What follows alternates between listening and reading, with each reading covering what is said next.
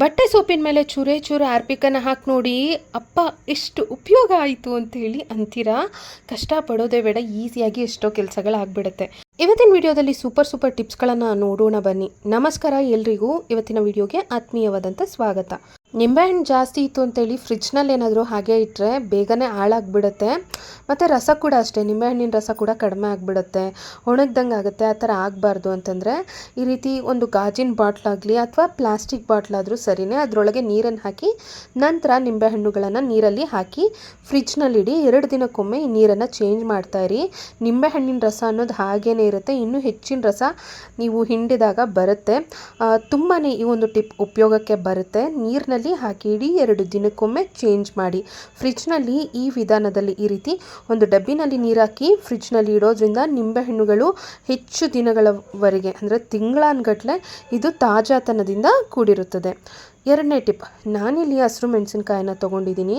ಹಸಿರು ಮೆಣಸಿನ್ಕಾಯಿ ಏನಾದರೂ ಜಾಸ್ತಿ ಇತ್ತು ಹಾಳಾಗಬಾರ್ದು ಅಂತಂದರೆ ಯಾವಾಗಲೂ ಅಷ್ಟೇ ಈ ರೀತಿ ಹಸಿರು ಮೆಣಸಿನ್ಕಾಯಿ ಹಿಂದೆ ಇರೋವಂಥ ತೊಟ್ಟುಗಳನ್ನ ಬಿಡಿಸ್ಕೋಬೇಕು.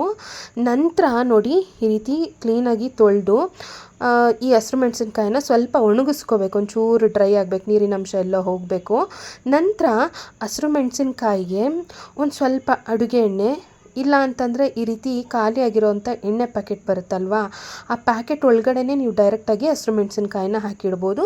ಇಲ್ಲ ಅಂತಂದರೆ ಚೂರೇ ಚೂರು 1 ಸ್ಪೂನ್ ಆಗೋಷ್ಟು ಎಣ್ಣೆನ ಕೈಗೆಲ್ಲ ಹಚ್ಕೊಂಡು ನಂತರ ಈ ರೀತಿ ಹಸಿರು ಮೆಣಸಿನ್ಕಾಯಿ ಮೇಲೆಲ್ಲ ಈ ರೀತಿ ಎಣ್ಣೆನ ಹಾಕಿ ಸೌರಿ ಇಡೋದ್ರಿಂದ ಹೆಚ್ಚು ದಿನಗಳ ಕಾಲ ಹಸಿರು ಮೆಣಸಿನ್ಕಾಯಿ ತಾಜಾತನದಿಂದ ಕೂಡಿರುತ್ತದೆ, ಫ್ರೆಶ್ ಆಗಿರುತ್ತೆ. ಮುಂದಿನ ಟಿಪ್ ನೋಡಿ, ಪೆನ್ನು ಇಂಕ್ ಖಾಲಿ ಆಯಿತು ಅಂತೇಳಿ ಪೆನ್ನನ್ನು ಕ್ಯಾಪನ್ನು ಎಲ್ಲ ಬಿಸಾಕ್ಬಿಡ್ತೀವಿ. ಆದರೆ ಖಾಲಿಯಾಗಿರೋವಂಥ ಪೆನ್ನ ಕ್ಯಾಪ್ಗಳು ಕೂಡ ಉಪಯೋಗಕ್ಕೆ ಬರುತ್ತೆ. ನಾನಿಲ್ಲಿ ಒಂದು 4 ಪೆನ್ನಿನ ಕ್ಯಾಪನ್ನು ತೊಗೊಂಡಿದ್ದೀನಿ. ಈ ರೀತಿ ಕ್ಯಾಪ್ಗಳನ್ನ ತೊಗೊಂಡು ಈಗ ಡಬಲ್ ಸೈಡ್ ಗಮ್ ಟೇಪನ್ನು ತೊಗೊಂಡು ಈ ರೀತಿ ಕಟ್ ಮಾಡ್ಕೊಳ್ತಾ ಇದ್ದೀನಿ. ನೋಡಿ, ಕ್ಯಾಪಿಂದ ಈ ರೀತಿ ಡಬಲ್ ಸೈಡ್ ಗಮ್ ಟೇಪನ್ನು ಅಂಟಿಸ್ಕೊಳ್ತಾ ಇದ್ದೀನಿ. ಇದೇ ವಿಧಾನದಲ್ಲಿ ಎಲ್ಲ ಕ್ಯಾಪಿಂದೆ ಕೂಡ ನಾನು ಡಬಲ್ ಸೈಡ್ ಗಮ್ ಟೇಪನ್ನು ಅಂಟಿಸ್ಕೊಂಡಿದ್ದೀನಿ. ನೋಡಿ, ಇವಾಗ ಇದನ್ನು ಅಂಟಿಸ್ಕೊಂಡಿದ್ದಾಗಿದೆ. ಇದನ್ನು ಯಾವ ರೀತಿ ಉಪಯೋಗ ಮಾಡ್ಕೋಬೋದು ಅಂತ ನೋಡೋಣ ಬನ್ನಿ. ನೋಡಿ, ಅಡುಗೆ ಮನೆಯಲ್ಲಾಗಲಿ ಕಿಚನ್ನಲ್ಲಿ ನಮಗೆ ಜಾಸ್ತಿ ಇವಾಗ ಒಂದು ಸಂಸಾರವನ್ನು ಶುರು ಮಾಡಿದ್ದೀವಿ, ಕಿಚನ್ ಐಟಮ್ಸ್ ಏನು ಜೋಡಿಸೋದಕ್ಕೆ ಜಾಗ ಇಲ್ಲ ಅಂತಂದಾಗ ಈ ರೀತಿ ಪೆನ್ ಕ್ಯಾಪಿಂದ ಡಬಲ್ ಸೈಡ್ ಗಮ್ ಟೇಪನ್ನು ಹಾಕಿ ಗೋಡೆಗೆ ಅಂಟಿಸ್ಬಿಟ್ಟು ನೋಡಿ ಈ ರೀತಿ ಸೌಟುಗಳನ್ನು ನೇತಾಕೋದಕ್ಕೆ ಅಂಥೇಳಿ ಬಳಸ್ಬೋದು. ನೋಡೋದಕ್ಕೂ ಕೂಡ ಅಷ್ಟೇ ಚೆನ್ನಾಗಿ ಕಾಣಿಸುತ್ತೆ. ನೋಡ್ತಾ ಇದ್ದೀರಲ್ಲ ಎಷ್ಟು ಚೆನ್ನಾಗಿ ಕಾಣಿಸ್ತಾ ಇದೆ ನೋಡಿ. ಈ ರೀತಿ ವೇಸ್ಟ್ ಅಂತೇಳಿ ಬಿಸಾಕುವಂಥ ಪೆನ್ನಿನ ಕ್ಯಾಪನ್ನು ನಾವು ಒಂದು ಆರ್ಗನೈಸರ್ ಆಗಿ ಕಿಚನ್ನಲ್ಲಿ ಬಳಸ್ಕೊಳ್ಬಹುದು.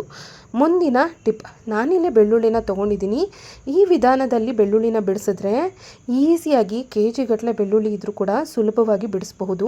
ಯಾವ ಥರ ಅಂತಂದರೆ ನೋಡಿ, ಬೆಳ್ಳುಳ್ಳಿನ ತೊಗೊಂಡು ಈ ರೀತಿ ಸ್ವಲ್ಪ ನಾನು ದಳಗಳನ್ನಾಗಿ ಮಾಡ್ಕೊಂಡಿದ್ದೀನಿ ಪ್ರೆಸ್ ಮಾಡಿ. ಇವಾಗ ಈ ರೀತಿ ಕವರ್ ಬರುತ್ತಲ್ಲ, ಸಾಕಷ್ಟು ಫುಡ್ನೆಲ್ಲ ತೊಗೊಂಡಾಗ ಒಳಗಡೆ ಈ ಥರ ನೋಡಿ ಈ ಥರ ಕವರ್ ಇರುತ್ತಲ್ವ, ಕೊಟ್ಟಿರ್ತಾರೆ. ಆ ಕವರ್ನ ಒಳಗಡೆ ಈ ರೀತಿ ಬೆಳ್ಳುಳ್ಳಿನ ಹಾಕೋಬೇಕಾಗತ್ತೆ. ಹಾಕ್ಕೊಂಡು ಒಂದು ಕುಟಾಣಿ ಕಲ್ಲನ್ನಾದರೂ ತೊಗೊಳ್ಳಿ, ಇಲ್ಲಾಂದರೆ ಈ ರೀತಿ ಚಪಾತಿ ಒತ್ತೋದಕ್ಕೆ ಬಳಸೋಂಥ ಒಂದು ಕಡ್ಡಿನಾದರೂ ತೊಗೊಳ್ಳಿ, ಕೋಲನ್ನು ತೊಗೊಂಡು ಈ ರೀತಿ ಮೇಲಿಂದ ಗಟ್ಟಿಯಾಗಿ ಪ್ರೆಸ್ ಮಾಡಿ 1-2 ಬಾರಿ. ನಂತರ ನೋಡಿ ಈ ರೀತಿ ಮೇಲಿಂದ ಟ್ಯಾಪ್ ಮಾಡಿ 1-2 ಬಾರಿ ಟ್ಯಾಪ್ ಮಾಡಿ. ಈ ರೀತಿ ಮಾಡಿದರೆ ಸಾಕು. ಇವಾಗ ನೋಡಿ ನಾನು ಬೆಳ್ಳುಳ್ಳಿನ ತೆಗೆದು ತೋರಿಸ್ತೀನಿ. ನೋಡಿ ಈ ಥರ ಆಗಿರುತ್ತೆ. ಈ ರೀತಿ ತೆಗೆದ ನಂತರ ಸುಲಭವಾಗಿ ಅತ್ಯಂತ ಈಸಿಯಾಗಿ ನೋಡಿ, ಈ ಬಾಳೆಹಣ್ಣಿನ ಸಿಪ್ಪೆನ ಸುಲಿಯಲ್ವಾ, ಅಷ್ಟು ಸುಲಭವಾಗಿ ಬೆಳ್ಳುಳ್ಳಿ ಸಿಪ್ಪೆನ ಸುಲಿದು ಬಿಡ್ಬೋದು. ಪಟ ಅಂಥೇಳಿ ಸಾಕಷ್ಟು ಬೆಳ್ಳುಳ್ಳಿ ಸಿಪ್ಪೆನ ನಾವು ಬಿಡಿಸ್ಕೋಬೋದು. ನೋಡಿ, ನಾನು ಇದೇ ವಿಧಾನದಲ್ಲಿ ಬೆಳ್ಳುಳ್ಳಿಯ ಸಿಪ್ಪೆನೆಲ್ಲ ತೆಗ್ದಿದ್ದೀನಿ. ಎಷ್ಟೊಂದು ಈಸಿಯಾಗಿ ಬೆಳ್ಳುಳ್ಳಿ ಎಸ್ಲನ್ನ ಬಿಡಿಸ್ಕೊಂಡಿದ್ದೀನಿ. ಇವಾಗ ಸಿಪ್ಪೆನೆಲ್ಲ ಬಿಡಿಸಿದ್ದೀನಿ. ಮುಂದಿನ ಟಿಪ್, ನೇಲ್ ಪಾಲಿಶ್ ತೊಗೊಂಡಿರ್ತೀವಿ, ಜಾಸ್ತಿ ಯೂಸ್ ಮಾಡಲ್ಲ, ಹಿಟ್ಟು ಕಡೆನೇ ವರ್ಷಾನುಗಟ್ಟಲೆ ಇಟ್ಬಿಟ್ಟಿದ್ದೀವಿ, ಈ ಥರ ಗಟ್ಟಿಯಾಗಿಬಿಟ್ಟಿದೆ ಅಂತಂದರೆ ಈ ಒಂದು ಸಿಂಪಲ್ ಟಿಪ್ಪನ್ನು ಟ್ರೈ ಮಾಡಿ. ಒಂದು ಬಟ್ಲೊಳಗೆ ಈ ರೀತಿ ನೇಲ್ ಪಾಲಿಶನ್ನು ಇಟ್ಕೊಳ್ಳಿ. ನಂತರ ಬಿಸಿ ನೀರನ್ನು ಹಾಕ್ಕೊಳ್ಳಿ. ಬಿಸಿ ನೀರನ್ನು ಹಾಕಿ ಈ ರೀತಿ ನೇಲ್ ಪಾಲಿಶನ್ನು ಇಡೋದ್ರಿಂದ ಈ ಗಟ್ಟಿಯಾಗಿರೋಂಥ ಉಗುರು ಬಣ್ಣ ಎಲ್ಲ ಏನಾಗುತ್ತೆ ಅಂತಂದರೆ ಸ್ವಲ್ಪ ಈ ರೀತಿ ಸಡ್ಲಾಗುತ್ತೆ, ಮೆಲ್ಟ್ ಆಗುತ್ತೆ. ನೋಡಿ ಈ ಥರ ಮೆಲ್ಟ್ ಆಗುತ್ತೆ. ಈಸಿಯಾಗಿ ನಾವು ರಿಯೂಸ್ ಮಾಡ್ಕೋಬೋದು. ಒಂದು 5 ನಿಮಿಷಗಳ ಕಾಲ ಹಾಗೆ ಇಟ್ಟು ನಂತರ ನೇಲ್ ಪಾಲಿಶನ್ನು ಈ ರೀತಿ ಬಾಟ್ಲನ್ನು ಒಂದೊಂದನ್ನೇ ಹೊರಗಡೆ ತೆಗಿಯೋಣ. ನೋಡಿ ಈಗ ತೆಗ್ದಿದ್ದೀನಿ. ಇವಾಗ ಹಚ್ಚಿ ತೋರಿಸ್ತಾ ಇದ್ದೀನಿ. ನೋಡಿ ಎಷ್ಟು ಚೆನ್ನಾಗಿ ಆಗಿದೆ ಅಂತೇಳಿ ನೀವೇ ನೋಡ್ಬೋದು. ಒಂಚೂರು ಹಾಕಿದರೆ ಸಾಕು, ಉಗುರು ಸುತ್ತಲೂ ಕೂಡ ಹಾಗೆ ಅರಳ್ತಾ ಇದೆ. ನೋಡ್ತಿದ್ದೀರಲ್ಲ, ನೋಡಿ ಎಷ್ಟು ಚೆನ್ನಾಗಿ ಆಗಿದೆ ಅಂತೇಳಿ ನೀವೇ ಇಲ್ಲಿ ನೋಡ್ಬೋದು. ಗಟ್ಟಿ ಆಗಿಬಿಟ್ಟಿದೆ ನೇಲ್ ಪಾಲಿಷ್ ಅಂತಂದರೆ ಈ ಒಂದು ಸಿಂಪಲ್ ಟಿಪ್ಪನ್ನು ಟ್ರೈ ಮಾಡಿ ನೋಡಿ. ನೀವು ತೆಳು ಮಾಡ್ಕೋಬೋದು ನೇಲ್ ಪಾಲಿಷನ್ನು, ಮತ್ತು ರಿಯೂಸ್ ಕೂಡ ಮಾಡ್ಕೋಬೋದು. ನಾನೀಗ ನೇಲ್ ಪಾಲಿಷನ್ನು ಹಚ್ಚಿ ತೋರಿಸ್ತಾ ಇದ್ದೀನಿ ನೋಡಿ. ಎಲ್ಲದೂ ಕೂಡ ಅಷ್ಟೇ ಚೆನ್ನಾಗಾಗಿದೆ ನೋಡಿ. ಎಷ್ಟು ಚೆನ್ನಾಗಿ ಕಾಣಿಸ್ತಾ ಇದೆ ಅಂತ ಕೂಡ ನೀವಿಲ್ಲಿ ನೋಡ್ಬೋದು. ಈ ವಿಧಾನದಲ್ಲಿ ಈಸಿಯಾಗಿ ಗಟ್ಟಿಯಾಗಿರೋವಂಥ ನೇಲ್ ಪಾಲಿಷನ್ನು ನಾವು ತೆಳು ಮಾಡ್ಕೊಬೋದು, ಲಿಕ್ವಿಡ್ ಥರ ಮಾಡ್ಕೊಳ್ಬಹುದು. ಹಾಗಿದ್ರೆ ಮುಂದಿನ ಟಿಪ್ಪನ್ನು ನೋಡೋಣ ಬನ್ನಿ. ನಾನಿಲ್ಲಿ ಹಳೆದಾಗಿರೋವಂಥ ಒಂದು ದೀಪವನ್ನು ತೊಗೊಂಡಿದ್ದೀನಿ. ಅದಕ್ಕೆ ಒಂದು ಅರ್ಧ ಸ್ಪೂನ್ ಆಗೋಷ್ಟು ಟೀ ಪುಡಿನ ಹಾಕ್ಕೊಂಡಿದ್ದೀನಿ. ಒಂದು 4 ಲವಂಗನ ಹಾಕ್ಕೊಂಡಿದ್ದೀನಿ. ಚೂರು ತುಪ್ಪನ ಹಾಕ್ಕೊಂಡಿದ್ದೀನಿ. ಇವಾಗ ಅದ್ರ ಜೊತೆಗೆ ಒಂದು ಕರ್ಪೂರನ ತೊಗೊಂಡಿದ್ದೀನಿ. ಇವಾಗ ಇದನ್ನು ಹಚ್ಕೊಳ್ತಾ ಇದ್ದೀನಿ ನೋಡಿ. ಲವಂಗ, ಕರ್ಪೂರ, ತುಪ್ಪ, ಟೀ ಪುಡಿ, ಇದರಿಂದ ಬರೋವಂಥ ಒಂದು ನೋಡಿ ಹೊಗೆ ಥರ ಎಲ್ಲ ಬರ್ತಾ ಇದೆ ಅಲ್ವಾ. ಮನೆಯಲ್ಲಿ ಏನಾದ್ರು ತುಂಬ ಸೊಳ್ಳೆ ಕಾಟ ಇದೆ ಅಂತಂದಾಗ ಈ ರೀತಿ ಕಿಚನಲ್ಲೇ ಸಿಗೋವಂಥ ಕೆಲವೊಂದಿಷ್ಟು ಮನೆಯಲ್ಲೇ ಸಿಗೋವಂಥ ಪದಾರ್ಥಗಳನ್ನು ಬಳಸಿ, ನ್ಯಾಚುರಲ್ ಇರುತ್ತೆ, ಕೆಮಿಕಲ್ ಇರಲ್ಲ, ಇದರಿಂದ ಸೊಳ್ಳೆಗಳೆಲ್ಲ ಮನೆ ಬಿಟ್ಟು ಓಡಿಬಿಡುತ್ತೆ. ಸೊಳ್ಳೆಗಳ ಸಮಸ್ಯೆಗೆ ಪರಿಹಾರ ಕೊಡುತ್ತೆ ಅಂತಲೇ ಹೇಳ್ಬೋದು. ಹಾಗಿದ್ರೆ ಮುಂದಿನ ಟಿಪ್ಪನ್ನು ನೋಡೋಣ ಬನ್ನಿ. ನಾನಿಲ್ಲಿ ತೆಂಗಿನಕಾಯನ್ನು ತೊಗೊಂಡಿದ್ದೀನಿ. ಅಂದರೆ ತೆಂಗಿನಕಾಯಿ ಅಂತಂದರೆ ತೆಂಗಿನಕಾಯಿ ಚಿಪ್ಪನ್ನು ತೊಗೊಂಡಿದ್ದೀನಿ. ತೆಂಗಿನಕಾಯಿ ಚಿಪ್ಪನ್ನು ತೊಗೊಂಡು ಅದರಿಂದ ನಾರು ಬರುತ್ತಲ್ವ, ಆ ನಾರನ್ನು ಈ ರೀತಿ ಜುಟ್ಟಿನ ಭಾಗದ ನಾರನ್ನೆಲ್ಲ ತೆಗಿತಾ ಇದ್ದೀನಿ. ಈ ಥರ ಒಂದು ಸ್ವಲ್ಪ ತೊಗೊಂಡ್ರೆ ಸಾಕಾಗುತ್ತೆ. ಒಂದು ಸ್ವಲ್ಪ ನಾರನ್ನು ತೊಗೊಂಡು ಈ ಥರ ಸಡ್ಲ ಮಾಡ್ಕೋಬೇಕಾಗತ್ತೆ. ನಂತರ ಈ ಥರ ಜೋಡಿಸ್ಕೋಬೇಕು. ಇದ್ರಲ್ಲಿ ಸ್ವಲ್ಪ ಈ ಥರ ಧೂಳು ಥರ ಇರುತ್ತಲ್ವ, ಅದನ್ನೆಲ್ಲ ನಾರಿನಲ್ಲಿರೋವಂಥ ಧೂಳನ್ನೆಲ್ಲ ಸ್ವಲ್ಪ ಈ ಥರ ಕೊಡುಕೋಬೇಕು. ನಂತರ ಒಂದೊಂದನ್ನೇ ಈ ರೀತಿ ಸಮನಾಗಿ ಜೋಡಿಸ್ಕೋಬೇಕಾಗತ್ತೆ. ಈ ರೀತಿ ಸಮನಾಗಿ ಜೋಡಿಸ್ಕೊಂಡು ಈಗ ನಾನೊಂದು ತೆಂಗಿನ ಕಡ್ಡಿನ ತೊಗೊಂಡಿದ್ದೀನಿ. ತೆಂಗಿನ ಕಡ್ಡಿನ ತೊಗೊಂಡು ಈ ರೀತಿ ಮಧ್ಯಭಾಗದಲ್ಲಿ ಈ ರೀತಿ ಕಡ್ಡಿನ ಇಟ್ಕೊಂಡು ಸುತ್ತಲೂ ನಾರನ್ನು ಇಟ್ಕೊಂಡು ದಾರಾನ ತೊಗೊಂಡು ಈ ರೀತಿ ಸುತ್ತಲೂ ಕೂಡ ಟೈಟಾಗಿ ಸುತ್ತಕೊಳ್ತಾ ಬರಬೇಕಾಗತ್ತೆ. ಆಮೇಲೆ ಲಾಸ್ಟಲ್ಲಿ 1-2 ಗಂಟುಗಳನ್ನ ಈ ಥರ ಟೈಟಾಗಿ ಹಾಕ್ಕೋಬೇಕಾಗತ್ತೆ. ನಂತರ ಇವಾಗ ಮುಂಭಾಗದಲ್ಲಿ ಇರೋಂಥ ಎಕ್ಸ್ಟ್ರಾ ನಾರು ಥರ ಇದೆಯಲ್ವ, ಇದೆಲ್ಲ ಸಮಭಾಗಕ್ಕೆ ಕಾಣೋ ಥರ ನೋಡಿ ಈ ಥರ ಕಟ್ ಮಾಡ್ಕೊಂಡಿದ್ದೀನಿ.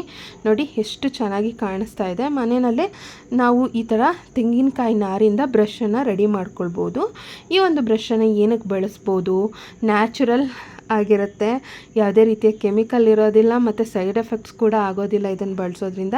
ತವ ಮೇಲೆ ಈ ರೀತಿ ಎಣ್ಣೆನ ಬಳಿಯೋದಕ್ಕೆ ಬಳಸ್ಕೋಬೋದು. ಮತ್ತು ಚಪಾತಿ, ದೋಸೆ ಮಾಡ್ತಾಯಿದ್ದೀವಿ ಅಂತಂದರೆ ಎಣ್ಣೆನ ಹಾಕೋದಕ್ಕೂ ಕೂಡ ನಾವು ಈ ಒಂದು ಬ್ರಷನ್ನು ಬಳಸ್ಕೊಳ್ಬೋದು.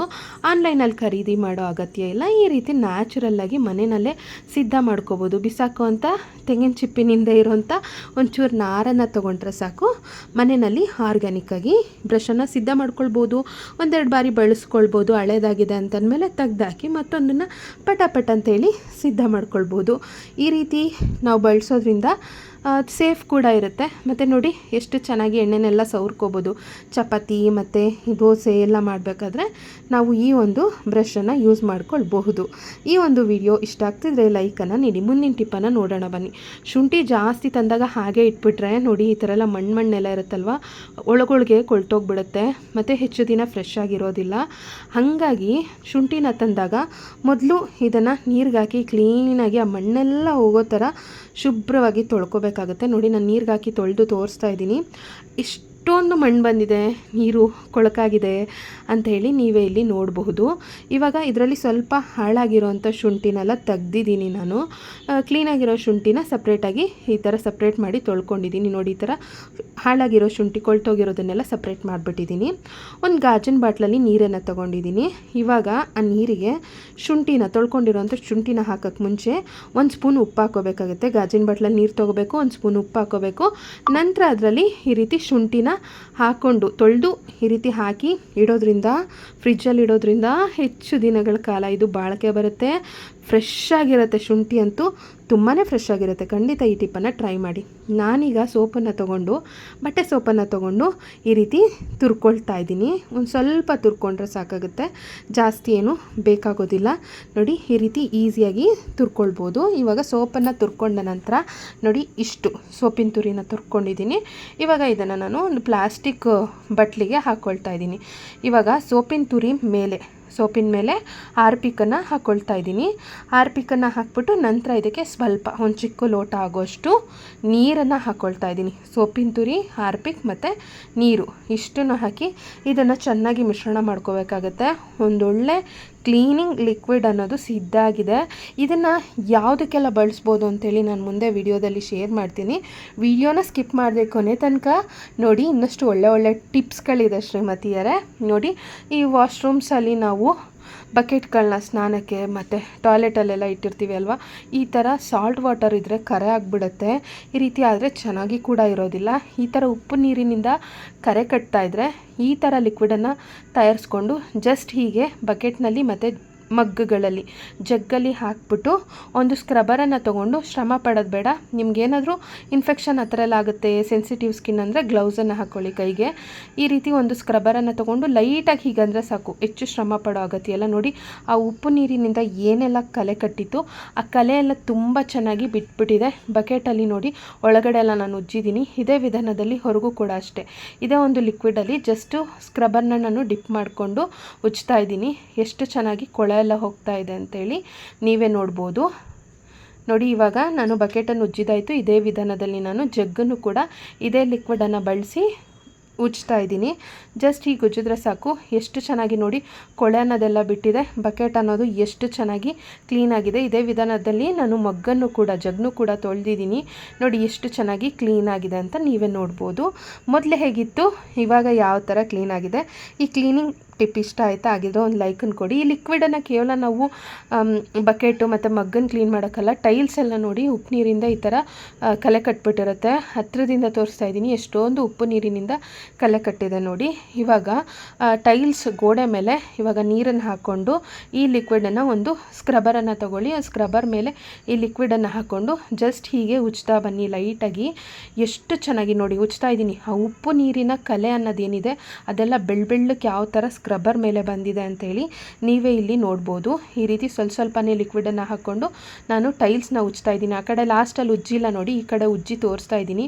ಎಷ್ಟು ಚೆನ್ನಾಗಿ ಆ ಕೊಳೆ ಅನ್ನೋದೆಲ್ಲ ಬಿಡುತ್ತೆ ಅಂತಂದರೆ, ಎಷ್ಟೇ ಪಾಚಿ ಮತ್ತು ಉಪ್ಪಿನ ಕಲೆ ಇದ್ದರೂ ಕೂಡ ತುಂಬ ಚೆನ್ನಾಗಿ ಹೋಗ್ಬಿಡುತ್ತೆ. ಬಿಳಿ ಕಲೆಗಳೆಲ್ಲ ತುಂಬ ಚೆನ್ನಾಗಿ ಹೋಗುತ್ತೆ.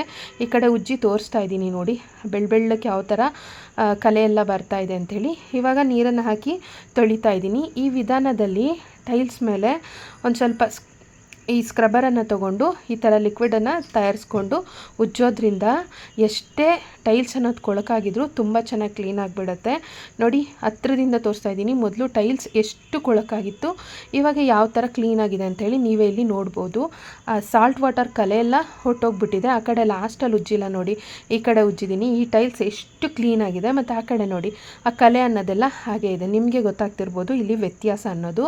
ಸ್ವಲ್ಪ ಕೊಳೆ ಎಲ್ಲ ಕಾಣೋ ಥರ ಟೈಲ್ಸ್ಗಳಾದರೆ ಇನ್ನೂ ಕ್ಲೀನಾಗಿ ಗೊತ್ತಾಗ್ಬಿಡುತ್ತೆ. ನೋಡಿ, ಆ ಕಡೆ ಉಜ್ಜಿಲ್ಲ, ಈ ಕಡೆ 2 ಟೈಲ್ಸ್ ಉಜ್ಜಿದ್ದೀನಿ. ಎಷ್ಟು ಚೆನ್ನಾಗಿ ಕೊಳೆ ಎಲ್ಲ ಹೋಗಿದೆ ಅಂತೇಳಿ ನೀವೇ ಇಲ್ಲಿ ಗಮನಿಸ್ಬೋದು. ಈ ಸಾಕ್ಸ್ಗಳನ್ನು ಹೊಗಿಬೇಕಾದ್ರೆ ನೋಡಿ, ಸಾಮಾನ್ಯವಾಗಿ ಈ ಸೋಪನ್ನೆಲ್ಲ ಈ ಥರ ಹಚ್ಚಿ ಮತ್ತು ಬ್ರಷ್ನ ತೊಗೊಂಡು ಬ್ರಷ್ ಮಾಡ್ತೀವಿ ಅಲ್ವಾ, ಈ ಥರ ಬ್ರಷ್ ಮಾಡಬೇಕಾದ್ರೆ ನೋಡಿ ಕ್ಲೀನಾಗಿ ಹೋಗೋದೇ ಇಲ್ಲ ಕೊಳೆ. ಆ ಥರ ಕೊಳೆ ಎಲ್ಲ ಹಾಗೆ ಇದೆ ಅಂತಂದರೆ ಈ ಥರ ಖಾಲಿಯಾಗಿರೋಂಥ ಒಂದು ಬಾಟಲನ್ನು ತೊಗೊಳ್ಳಿ. ಈ ಥರ ಪ್ಲಾಸ್ಟಿಕ್ ಬಾಟಲ್ ಬರುತ್ತಲ್ವ ಕೂಲ್ ಡ್ರಿಂಕ್ಸ್ದು, ಆ ಬಾಟ್ಲನ್ನು ತೊಗೊಂಡು ಸಾಕ್ಸ್ನ ಈ ರೀತಿ ಮೇಲ್ಭಾಗಕ್ಕೆ ಹಾಕ್ಕೊಂಡು ನಂತರ ಬ್ರಷ್ನ ತೊಗೊಂಡು ಉಜ್ಜಿ ಈಸಿಯಾಗಿ ಕೊಳೆ ಎಲ್ಲ ಹೋಗಿಬಿಡುತ್ತೆ. ನೋಡಿ, ಈ ಒಂದು ಮೆಥಡಲ್ಲಿ ಸಾಕ್ಸನ್ನು ಒಗೆದು ನೋಡಿ ನೀವು. ಹಾಗೆ ಒಗೆಯೋದಕ್ಕೂ ಈ ವಿಧಾನದಲ್ಲಿ ಒಗೆಯೋದಕ್ಕೂ ವ್ಯತ್ಯಾಸನ ನಿಮಗೆ ಗೊತ್ತಾಗುತ್ತೆ. ಸಾಕ್ಸ್ ಎಲ್ಲ ಎಷ್ಟು ಚೆನ್ನಾಗಿ ಕ್ಲೀನ್ ಆಗ್ತಿದೆ ನೀವೇ ಇಲ್ಲಿ ನೋಡ್ಬೋದು. ಸ್ನೇಹಿತರೆ, ಶ್ರೀಮತಿಯರೇ, ಇವತ್ತಿನ ವಿಡಿಯೋದಲ್ಲಿ ಶೇರ್ ಮಾಡಿರೋಂಥ ಟಿಪ್ಸ್ಗಳಲ್ಲಿ ನಿಮ್ಗೆ ಯಾವ ಟಿಪ್ ಇಷ್ಟ ಆಯಿತು ಅಂತೇಳಿ ಕಮೆಂಟ್ ಮೂಲಕ ಬರೆದು ತಿಳಿಸಿ. ಹಾಗೆ ಯಾರೆಲ್ಲ ಚಾನಲನ್ನು ಸಬ್ಸ್ಕ್ರೈಬ್ ಮಾಡ್ಕೊಳ್ದೆ ನೋಡ್ತಿದ್ದೀರಾ, ದಯವಿಟ್ಟು ಚಾನಲನ್ನು ಸಬ್ಸ್ಕ್ರೈಬ್ ಮಾಡಿಕೊಂಡು ಸಪೋರ್ಟ್ ಮಾಡಿ. ಮುಂದಿನ ವಿಡಿಯೋದಲ್ಲಿ ಆದಷ್ಟು ಬೇಗ ಮತ್ತೆ ಬರ್ತೀನಿ. ಎಲ್ರಿಗೂ ಒಳ್ಳೆಯದಾಗಲಿ. ಧನ್ಯವಾದಗಳು.